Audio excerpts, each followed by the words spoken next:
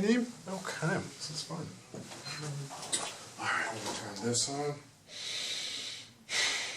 Oh, and as far as your title, what do you want me to say for a title? So Rona Drummer here with Elite Financial President. I'm going to say president. Okay. And we said Elite Asset. Well, my company is Elite Financial Services, God, but I didn't have that available. Oh, that's why I keep getting that confused. It's Elite Financial Services. Okay. And so I'll say ronadrum.com. Okay. So I will say president of Elite Financial Services. Right. That's fair. Mm-hmm. Okay, then that's fair. That's what we'll do. All right, off we go. This goes on. And just make sure to speak up when you're talking. Microphone's right there, but just, make sure to sound confident. You'll be fine. Absolutely. All right, Rona Drummer and president. Okay. Tell me a little about yourself and your business. All right, you ready? Yes. All right, we're going to smile. Hey guys, I am here with Rona Drummer, who is the president of Elite Financial Services. And Rona, thanks so much for stopping by. Thank you. Awesome, awesome. We are excited about this because I know that, as a person in the financial services realm, you've got probably people listening here have a lot of questions on how you work and what it is that you do and kind of your story on how you got started doing this, differentiating yourself from the crowd and some of the other folks there. Tell us a little bit about, real quick, tell us a little bit about your business, yourself, kind of, your background, if you don't mind, on what you've got going on here. Okay. My name is Rona Drummer, and I started Elite Financial Services back in 2000. Okay. And I was a research scientist. Yeah. Did that for a couple of years. Okay. And realized I'm very analytical. Right. But what I realized my passion was more in finance. So problem solving and analytical. Right. So I started pursuing that. Okay. And I realized through training that a lot of people had financial questions, but they were afraid to ask. Right. And they didn't want people to know that I didn't have it all together. Right. So the more I saw that, I realized this is where I need to be to help people overcome that. Right. And be able to speak about it so that they can get the help that they need. And you make a great point. You talk about, and I do, we see financial people all the time, right? Mm-hmm. You do, I do, they probably do. Right. And I think one of the things that is a real issue for a lot of people who are potentially looking for help is the point you just made. Yes. They don't want to look like they need the help. And for whatever reason in this country, it's become, we're all about the money. Mm-hmm. Okay? Mm-hmm. But, we don't want to talk about how we could save it or do it or maximize it or anything like that. Right. Talk to us a little bit about some of the challenges that you've helped, or maybe that you've seen people run across, that you kind of, maybe one or two that you've kind of seen people and you've addressed with them. Well, what I've seen a lot is that people have somewhat of a plan, or they know they're saving money. Maybe they have a 401k, right, or they have some mutual funds at the bank, or different things, CDs, but they don't really know, how is that all working for me? Right. I have all this going, but what's that going to look like in the future? I'm just saving it. Right. Well, where does it go to, and how do I make decisions? So I find that they're doing some of the right things, but they just have no idea what's the most efficient way. Yeah, you've seen that commercial, I don't remember what the company it was for, where the guy's like, and we've talked about this before, where the guy's like, well, what are you doing? Oh, I'm saving for my financial, I'm saving for my retirement. And he's like, well, what's your number? Oh, it's just a gazillion, I just keep putting money in. And, right? You've seen that? I mean, you guys are from, I'm just a gazillion, and I'm just gonna keep putting money away, and maybe it will work out. Right. And what I'm hearing you say is, it sounds like you're giving people a blueprint. I mean, I don't know if that's the right word. Absolutely. For example, in that example in retirement, a lot of people are saving for retirement, but what they don't realize is the accumulation phase is easy. You put money away, I'm doing that, I know how to do that. Right. But the distribution phase, right, they have a partner called Uncle Sam. Interesting. So how in retirement, what would that look like, getting the money out? Right. The other thing is, how do I know I won't run out of money in retirement? Right. What's a good time to leave and exit? Right. So what we do is we sit down and we have a program called Retirement Ready or Not. Okay. And we ask some questions, financial questions, and we give a financial picture of, are you ready? So if a client says, I want to retire at 65. Right. We put in the information, just numbers.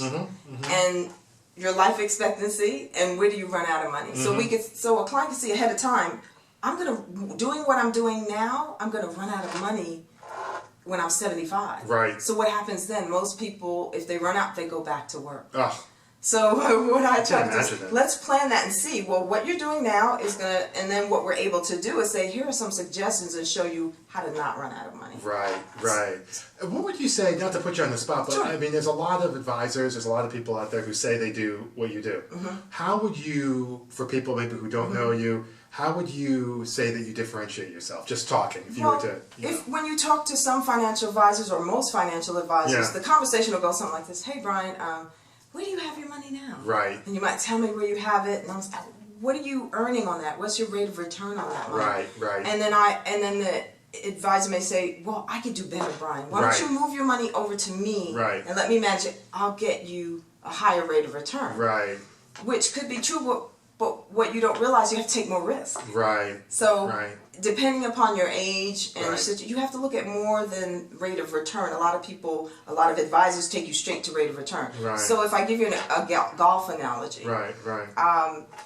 if I'm sending you to the Masters, Right. and I'm say, Brian, I'm going to send you to the Masters to play. Right. I'll allow you to pick one of two things. You can have the clubs of any of the best players, Right. or you can have their ability. Right. Which one would you take with you? Yeah, I'll definitely take the skills. Yeah, the ability, right? Right, Because the right. clubs don't make the man, it's the Right, ability. right. So that's what happens. The clubs are the financial products. And a Interesting. lot of advisors go straight to the club rack Right. to fit you for clubs. Interesting. What I do is I'm more of a swing coach. Right. So I want to see what you're doing now. Right. Is it efficient? Right. What happens is some people have a plan together, but there's holes in that plan, Right. and they're losing money, maybe in taxes Right. or other areas. So what I do is I find the money. Interesting. I plug those holes, we Right. bring that money back to the table to Right. accomplish your goals. You know, that's interesting because I think a lot of times it's almost like you're saying that the advisors are going with the greener grass strategy, right? Right, That right. You have this, Right. okay, but I can get you,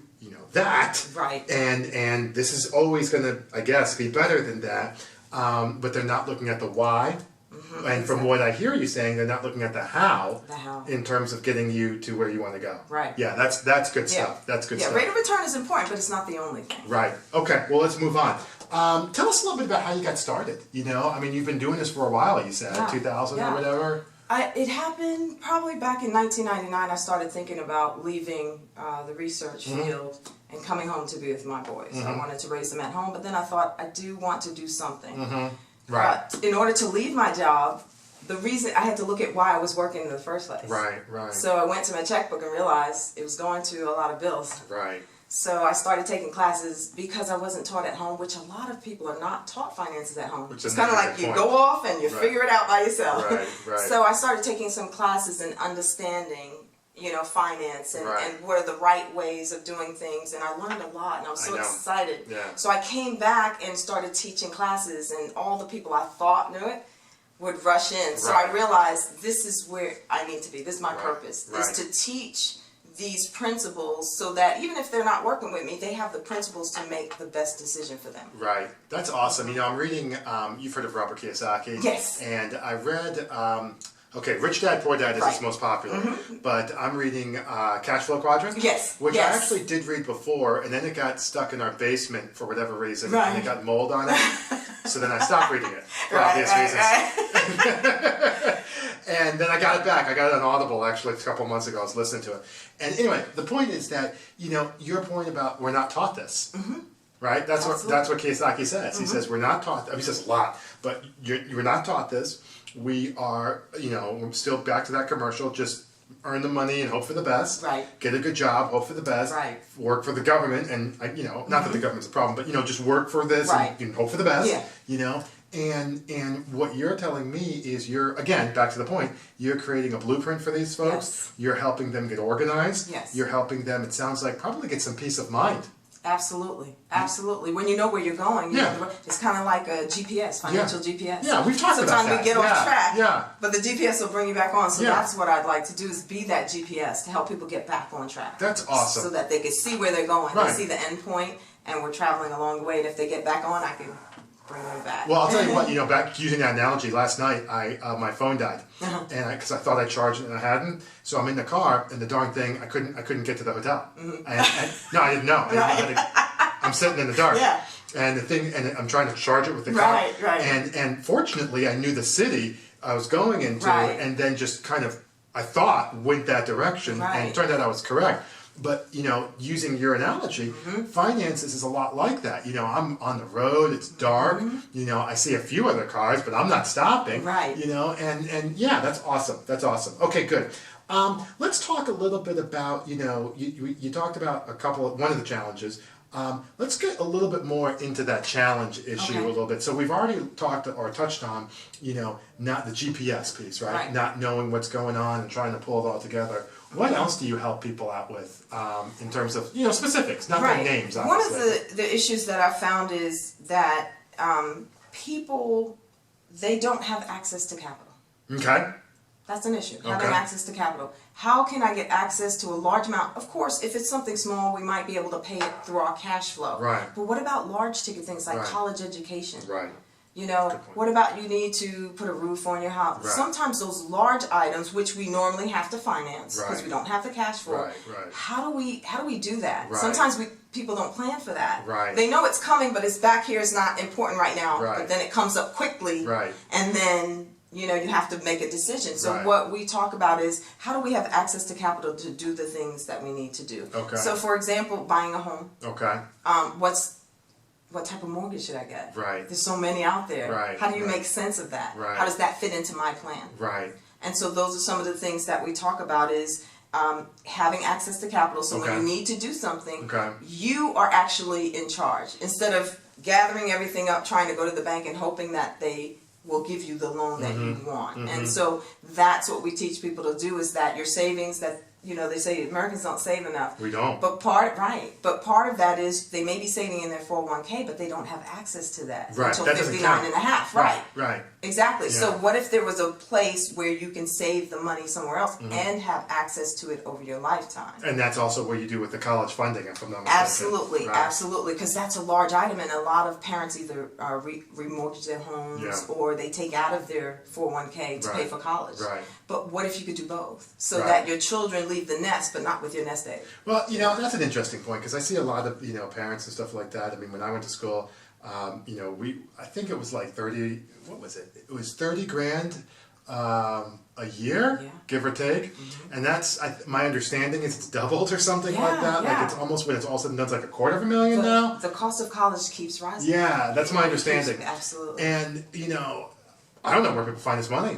You know, and if you don't have a game plan, and I'm talking about like years ahead, like when they're starting to walk, at least having some type of an idea. And I see a lot of people who, you know, they're getting into junior high school, and then suddenly they want to have their hairs on fire because they want to have a conversation about, you know, whatever. And that's not the way to go. So you're helping people not only get on track with that early on, but also, I guess, if there is a challenge, helping them make sense of it. We do specialize in late stage college funding because we do understand a lot of people procrastinate, and it before they know it, it's just because before you know it, the kid's ready to go to college, and it was like they were 2 yesterday. So we do specialize in late stage college planning, so that means before their junior year. Like their junior year is the cutoff. So this is not senior year. The beginning of the junior year, And so what we look at, there's two types of client. There's one that feels they'll receive financial aid, they don't have enough resources, and then we have some clients that feel they make too much money. I'm not going to qualify. But we tell everyone still apply. No question. No question. Yeah. Okay, good stuff. Good stuff. All right, a couple more things here. Let's talk a little bit about if someone were to work with you. All right, we talked about differentiation between you and some of the other folks. You've mentioned some of the things that you do. Give us a feel for philosophically kind of where you're coming from and maybe what people could expect if they're trying to get to know you and maybe thinking you might be the person to work with them. What could they expect? Well, one of the things that's really important to me, and which was my beginning, was I wanted to leave because I realized this was more of what I should be doing. It's more of my purpose.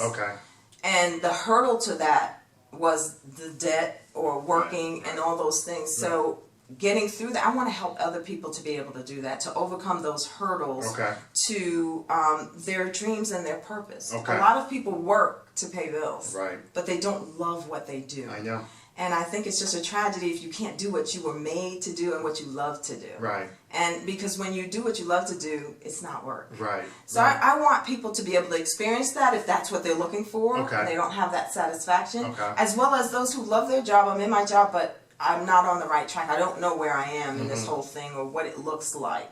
So that's what my philosophy is there. I feel that there's more opportunities in avoiding the losses than in trying to pick the winners. Okay. You know? Okay. So if you're going just trying to pick things that are going to get you to where you want to be, Shazam. you're taking risks, but Right. you don't know how does that fit. Right. So what I look to do is to sit down and talk about your goals. Okay. Each family is different. That's Right. what I love about it. Right. Because each one is different. So Right. a lot of people may go to work to the cooler and they meet someone and someone gives them advice. And it might be hot tip. good. Yeah, hot tip. It might be good advice, but not for them. Right.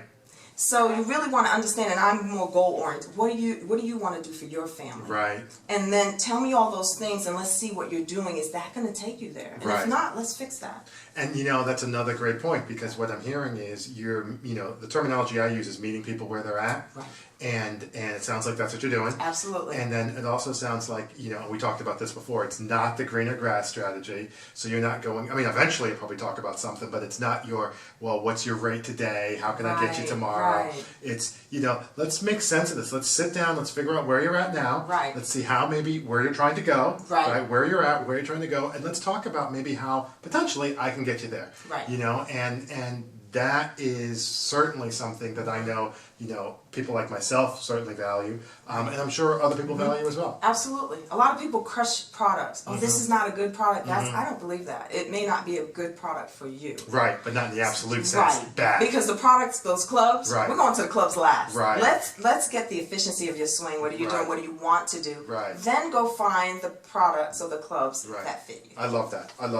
All right, well, let's wrap this up. Okay. Tell us a little bit about where we can connect with you. I know you've got a website and all that other good stuff. Absolutely. You can reach me at ronadrummer.com. Okay. That's RONA. It's Rona, drummer, like in a band. Okay. .com. Okay, awesome, awesome. Well, this was really, really good stuff. I hope you guys got some good stuff out of it. I know I certainly did.